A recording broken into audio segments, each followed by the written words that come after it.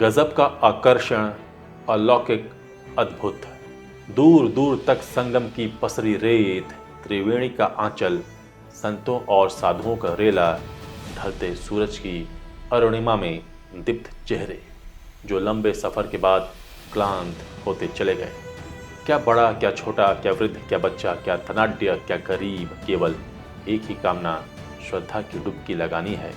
गंगा, यमुना, सरस्वती की त्रिवेणी के साक्षी प्रयागराज में हर तरफ बस एक ही धुन गूंज रही है, महाकुंभ, महाकुंभ, महाकुंभ। महाकुंभ सनातन का परचम बुलंद रखने के लिए महाजुटान है।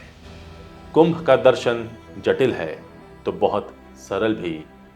कुंभ में आकर जो भाव मिलता है वैसा और कहीं नहीं।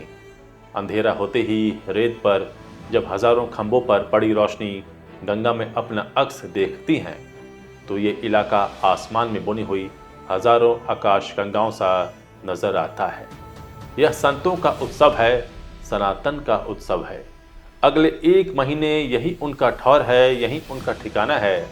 प्रयाग की वह रेती जहां 4000 हेक्टेयर में महाकुंभ नगर बसाया गया है। बारिशों वाली गंगा सिमट चुकी है, किनारे पर पूरे नगर की बसाहट हो चुकी है। 600 किलोमीटर लंबी जगट प्लेट की सड़कें हैं। इस छोर को उस छोर से मिलाने वाले 30 पैंटून पुल हैं। आसरा देने लाखों तंबू मजबूती से खड़े हैं। 13 किलोमीटर इलाके के 25 हेक्टेयर में AI ऑपरेटेड खंबे और चैट पोस्ट्स के जरिए 1 महीने के लिए मानो समुद्र मंथन वाला सतयुग तीर्थराज के डिजिटल युग में उतर आया है। संगम के किनारे अखाड़ों से लाउडस्पीकर पर आवाज, कहीं हनुमान चालीसा बज रही है, कहीं किसी शिविर में कथा बांची जा रही है, कहीं कोई रामायण तो कहीं महाभारत के प्रसंगों का जिक्र किया जा रहा है। कोई गीता का सार पढ़ रहा है तो कोई ध्यान में मग्न है। हर तरफ भगवत झंडा बुलंद है, सनातन का परचम बुलंद है। यह संतों का उत्सव है। अगले 1 महीने यही उनका ठौर है, यही उनका ठिकाना। चारों ओर संत ही संत। कोई ब्रह्मचारी, कोई कोतवाल, कोई पुजारी, कोई महंत, कोई श्री महंत तो कोई पदाधिकारी और महामंडलेश्वर। कोई भगवा, कोई गेरुआ, कोई सफेद तो कोई काली पोशाक पहने। कोई गुरु के आगे दंडवत है, कोई साष्टांग है, कोई टखने तक झुकता है तो कोई सिर्फ गुरु के पैरों के आगे की जमीन छू लेता है। किसी की आंखों में आंसू हैं तो कोई आंखें भींचे मंत्र बुदबुदा रहा है। तंबू लग चुके हैं, बचे खुचे काम को जल्दी पूरा करने की जल्दबाजी है। चोंगा पहने साधु अपना टेंट खुद लगा रहे हैं। नागा अलाव जलाने के लिए लकड़ियां जुटा रहे हैं। सब्जी राम, रोटी राम, दाल राम।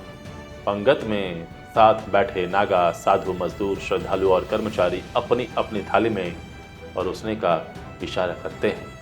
पंगत साथ बैठती है और फिर एक साथ भोजन खत्म कर उठती है। अग्नि अखाड़े ने सबसे पहले कुंभ नगरी में अन्न क्षेत्र शुरू किया था। यहाँ भगवा और सफेद रंग के शिविर में लंबी सी पंगत लगी है।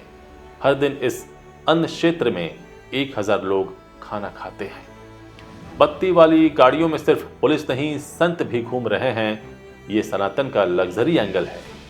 कुंभ नगरी में बत्ती और हूटर वाली सबसे ज्यादा गाड़ियां संत, महंत, महामंडलेश्वरों की ही है। आगे फॉर्च्यूनर पर महामंडलेश्वर जा रहे हैं, पीछे कम से कम 8 गाड़ियां और हैं। ऐश्वर्य और वैभव आभूषणों के हवाले कंठ और उंगलियों में कई तोले सोने में गढ़ा हुआ है। मती पत्थर और रुद्राक्ष माथे तक पर सजे हैं। कहीं सर्व सुविधा युक्त कॉटेज बने हैं, कहीं इको फ्रेंडली कुटिया है, वहीं कहीं कुटिया बमुश्किल घास फूस, बांस और मोटे कपड़े से तैयार हुई है। 144 साल बाद यानी 12 पूर्ण कुंभ के बाद आता है महाकुंभ। अर्ध कुंभ हर 6 साल में हरिद्वार और प्रयागराज में होता है। इसे कुंभ का आधा चक्र माना जाता है। खगोलीय गणनाओं के अनुसार जब बृहस्पति वृश्चिक राशि में और सूर्य मकर राशि में प्रवेश करते हैं तब अर्ध कुंभ का आयोजन होता है। कुंभ हर 12 साल में 4 स्थलों हरिद्वार, प्रयागराज, उज्जैन और नासिक में आयोजित होता है। कुंभ मेले की पौराणिक कथा समुद्र मंथन से जुड़ी है, जिसमें अमृत कलश के लिए देवताओं और असुरों में संघर्ष हुआ था। पूर्ण कुंभ हर 12 साल में प्रयागराज में आयोजित होता है। इसे कुंभ का पूर्ण रूप माना जाता है और इसका महत्व अन्य कुंभ मेलों से अधिक है। महाकुंभ भारतीय धार्मिक आयोजनों का सबसे बड़ा पर्व है जो 12 पूर्ण कुंभ के बाद हर 144 साल में प्रयागराज में आयोजित होता है। इसे कुंभ मेले का सबसे पवित्र और महत्वपूर्ण रूप माना जाता है।